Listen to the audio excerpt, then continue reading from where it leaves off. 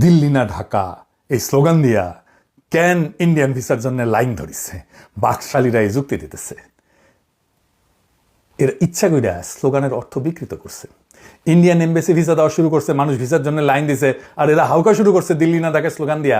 এখন দিল্লির ভিসার জন্য লাইনে কেন? আরে বেকুবের বাচ্চা, দিল্লি না ঢাকার স্লোগান কি কোনোদিন ভিসার না নেওয়ার স্লোগান ছিল? না তো। এই স্লোগান দেওয়া হয়েছিল একটাই কারণে, বাংলাদেশের উপরে দিল্লির দাদাগিরির বিরুদ্ধে, আধিপত্যের বিরুদ্ধে, বাংলাদেশের সিদ্ধান্ত দিল্লি থেকে ঠিক হওয়ার বিরুদ্ধে। হাসিনা বাংলাদেশের স্বার্থ ইন্ডিয়ার হাতে তুলে দিছিল নিজের ক্ষমতায় রাখার মূল্য হিসাবে। দিল্লি না ঢাকা মানে হইল বাংলাদেশের ভাগ্য ঢাকায় ঠিক হবে, বাংলাদেশে ঠিক হবে, দিল্লিতে না। এটা সার্বভৌমত্বের স্লোগান, দেয়াল তোলার স্লোগান তো না। আমাদের ক্ষোভ দিল্লির শাসক গোষ্ঠীর বিরুদ্ধে, ভারতের সাধারণ জনগণের বিরুদ্ধে তো না। দিল্লির আধিপত্যের সাথে আমাদের ঝগড়া, ভারতের মানুষের সাথে তো না। রাষ্ট্র আর জনগণ এক জিনিস তো না।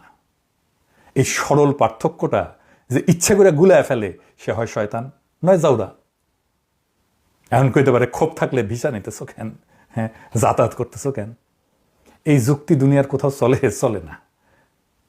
রাষ্ট্রের সাথে রাষ্ট্রের রাজনৈতিক বিরোধ, আর জনগণের সাথে জনগণের যাতায়াত বাণিজ্য, এই দুইটা কোনোদিন এক জিনিস না তো।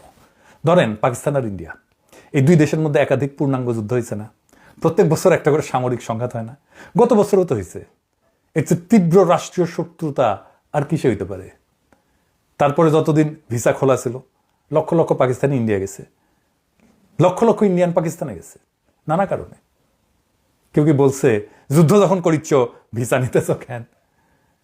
আবার দেখেন ইরানের সাথে আমেরিকার সম্পর্ক কেমন। 40 বছরের নিষেধাজ্ঞা, সরাসরি সামরিক সংঘাত, একদম বোমা মেরে প্রধান নেতাকে মেরে ফেললো আমেরিকা। তারপরে আমেরিকান পর্যটক, গবেষক, সাংবাদিক ইরান ঘুরতে যায়, ইরানিরাও আমেরিকায় যায়। দুই দেশে কূটনৈতিক সম্পর্ক নাই, কিন্তু এমবাসি নাই কোনো দেশেরই আর এক দেশে, কিন্তু জনগণের যাতায়াত কিন্তু বন্ধ হয় নাই। কমিউনিস্ট কিউবা, যে দেশটার উপরে আমেরিকার 6 দশক ধরে অবরোধ বসায় রাখছে, সে কিউবাতেও আমেরিকানরা যায়, বেড়াতেই যায়, কিউবানরাও আমেরিকায় যায়। রাষ্ট্রের নীতির বিরোধিতা করা আর সেই দেশের মানুষের সাথে স্বাভাবিক লেনদেন রাখা, এই দুইটা একসাথে দিব্যি চলে। গোটা দুনিয়া এভাবে চলে, কিন্তু বাঙ্গু ইন্ডিয়ান দালালেরা সেটা করতে দেবে না। কারণ একটাই, ইন্ডিয়া ওদের পিতৃভূমি। তুমি আমার বাবার দেশে কেন যাবা? আমার পারমিশন লাগবে। বাচ্চা ছেলেরা এই যুক্তি দেয়। ভিসা, যাতায়াত, ব্যবসা বাণিজ্য, এইগুলোর সাথে রাষ্ট্রীয় নীতির বিরোধিতা করার কোনো সরাসরি বিরোধ নাই। আমরা তো দেয়াল তুলতে চাই নাই, আমরা চাইছি সম্পর্কটা হবে সমানে সমান। মানুষ যাবে আসবে, ব্যবসা হবে, এক্সচেঞ্জ হবে, কিন্তু সমমর্যাদার ভিত্তিতে, প্রভু ভৃত্যের সম্পর্কে না। এইটাই তো দিল্লি না ঢাকার আসল কথা। দিল্লির দাদাগিরি নিয়ে আমাদের আর্গুমেন্টের পাল্টা কথা বলার হক ইন্ডিয়ার মানুষের থাকতে পারে, সেটা তাদের ব্যাপার। কিন্তু বাংলাদেশের মানুষ যখন নিজের সার্বভৌমত্বের কথা বলবে, তখন সেই বাংলাদেশি নামে কিন্তু কামে ইন্ডিয়ানরা দিল্লির হয়ে ওকালতি করতে নামে কোন আক্কেলে?